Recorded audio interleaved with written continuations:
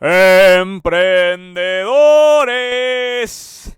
Hola a todos, ¿cómo están? Oigan, pues podcast solitario que me toca el día de hoy. Llegué con muchísimas ganas de grabar porque en el transcurso del fin de semana estuve leyendo mucho sobre unos hechos que le sucedieron a Steve Jobs por ahí del 88 a 1995.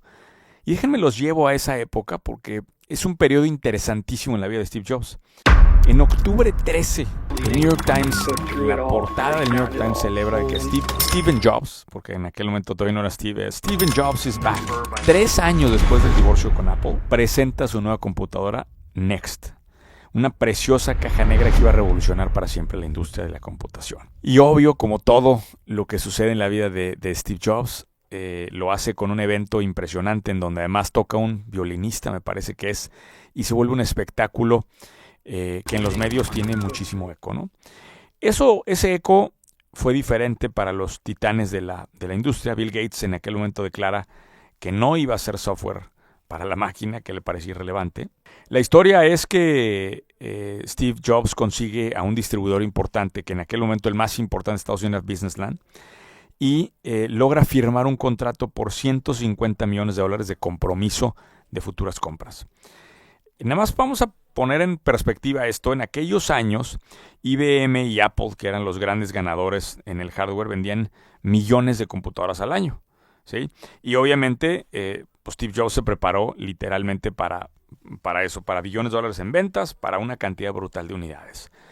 En el primer año de la venta de Next, de las computadoras Next, se vendieron menos de 400 unidades. Resulta que la computadora era muy cara y no tenía mercado. Un año después, las notas decían que esta computadora tenía scientific and aesthetic appeal, o sea, tenía muy buen enfoque estético y científico, pero no tenía significancia comercial, o sea, no había mercado. 2 años después de este lanzamiento, el distribuidor quiebra. No solamente por la orden de compra Next, pero sí fue uno de los factores determinantes, ¿no? Entonces, básicamente, Steve Jobs provoca que su distribuidor llegue a la bancarrota. Para 1991 ya le habían renunciado todos los cofundadores y el inversionista individual más grande, que era Ross Perot en aquel momento, sale del consejo y solamente se queda con el fondeo de Canon, que realmente se mantiene un año más. Para el 93 todos los vicepresidentes se habían ido, todos los cofundadores se habían ido y estaban dejando a Steve Jobs totalmente desolado en Next. Next iba a ser un terrible fracaso de mercado. Al mismo tiempo que esto estaba pasando, fíjense cómo la historia es tan increíble. George Lucas, a quien conocen seguramente por la saga de Star Wars, se estaba divorciando y necesitaba dinero.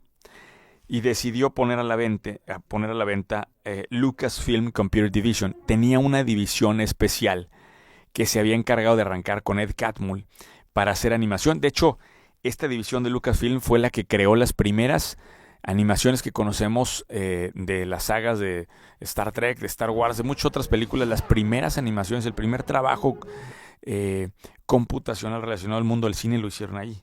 Ahí te das cuenta de otra genialidad de George Lucas, ¿no? Que fue el que reclutó, porque realmente el trabajo original fue de Catmull, que fue el primero en que logró la animación de una mano, si no me equivoco, de ese primer proyecto de animación, ¿no? Pero bueno, resulta que a Steve Jobs le interesa el tema de Lucasfilm Computer Division, y no tanto por el tema de animación, sino le interesa porque tenían una supercomputadora que se llamaba PIC. Si están viendo esto en YouTube lo van a ver ahí la imagen en pantalla.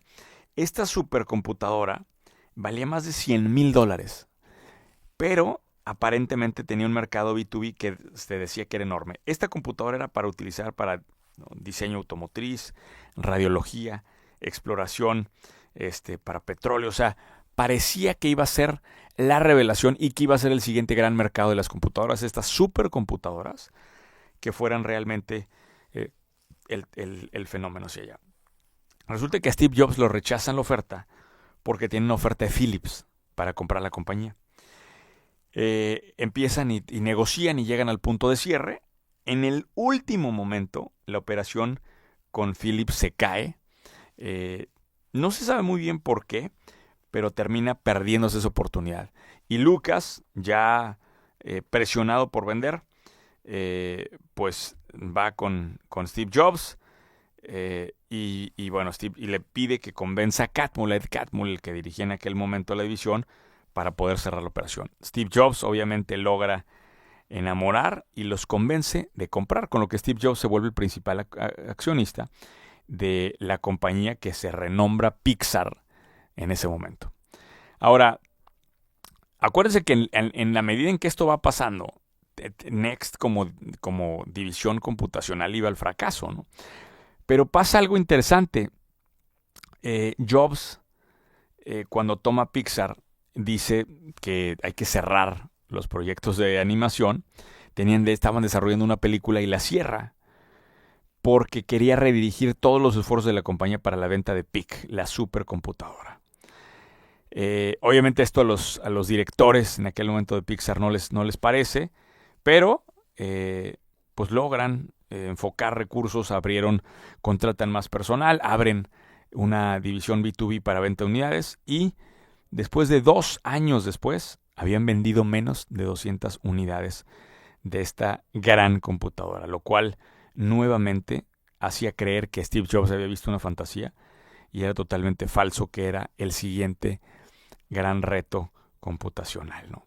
2 años y 50 millones invertidos después, Jobs tiene que cerrar el proyecto de PIC, le vende el negocio de hardware a Vicom, empresa que después también termina en bancarrota por no poder echar a andar el proyecto. Entonces, Pixar muriéndose, Next totalmente deshecha y Jobs en ese momento completamente sin capital, al punto que trata de vender Pixar. ¿Qué pasa? Que nadie quiere la empresa, o por lo menos no logra encontrar a alguien que le dé el valor que Jobs dice que tiene, y ni siquiera puede deshacerse de Pixar para salir de su problema económico. Esto se dice que fue uno de los puntos más complicados de la carrera de Steve Jobs. Como todo parece complotar para que literalmente esté en la destrucción. Pero ¿qué pasa? Pixar se mantiene de contratos pequeños con Disney, que no le gustaban a Steve Jobs porque decían que no le iban a llegar ningún crecimiento importante. Hacían pequeñas animaciones, pequeños trabajos, digamos, de diseño.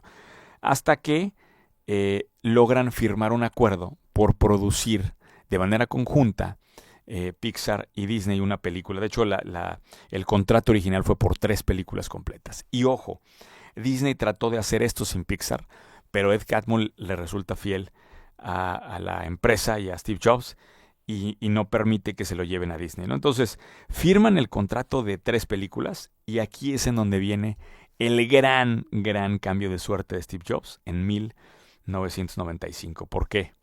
Porque justo en el fin de semana antes de Thanksgiving se estrena lo que se convertiría en la película con más ingresos de taquilla de ese mes completo, que fue, por supuesto, Toy Story. Una película que sale con calificación perfecta de 100 en Rotten Tomatoes y se vuelve un fenómeno comercial en absolutamente todos los sentidos. Increíble. Después de Toy Story, Jobs obviamente se da cuenta del fenómeno que va a ser Pixar y prepara el IPO. De hecho, lo logra sacar muy pronto después del lanzamiento de Toy Story. Lanzan el IPO y las acciones al mercado público justo con la narrativa de Toy Story. De hecho, cuentan que el prospecto fue el primer prospecto que tenía una imagen grande de portada, que era justamente Buzz Lightyear en la portada.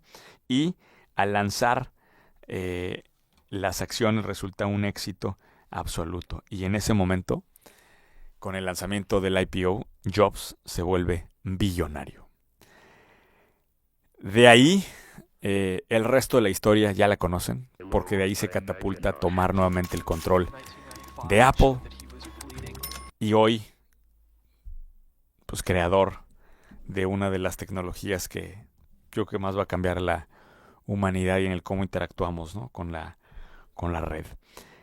Quería traer esta historia porque es increíble cómo asumimos que personas de la talla de Jobs nunca tienen momentos difíciles, nunca pasan por momentos complicados económicamente o que no les salgan los resultados en los proyectos.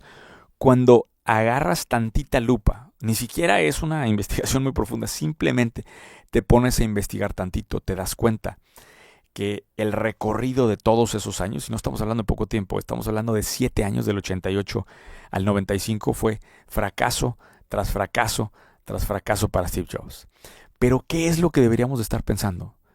¿Quién logra mantener 7 años consecutivos de fracasos o de que no le estén dando los resultados correctos y se mantiene en el curso? Encuentra nuevos proyectos, encuentra nuevos faros, encuentra nuevas avenidas de crecimiento. Solamente alguien que tiene ese propósito tan arraigado de fondo que no le preocupan los comentarios, las opiniones y la crítica de toda la gente a su alrededor. 7 años devastadores para crear a Steve Jobs como billonario.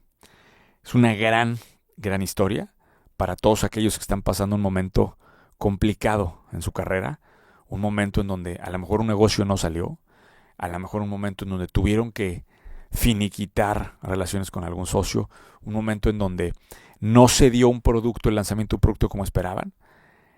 Tranquilos, mantengan rumbo, porque al final quien permanece y quien está convencido que aún no es quien va a llegar a ser, terminará en ese camino de crecimiento. Podcast diferente, pero quería dejarlos poquito de motivación para esta semana que seguramente va a ser complicada para todos. Complicada en el corto plazo, extraordinaria en el largo. Si esta historia en particular les gustó y quieren más de estas historias en el podcast, seguimos flexibles con los formatos, seguimos con esa versatilidad y mándenme un mensajito @soymastermunoz en Twitter, por favor, porque en Twitter es donde interactuamos con toda la gente del podcast. Gracias y nos vemos la próxima semana.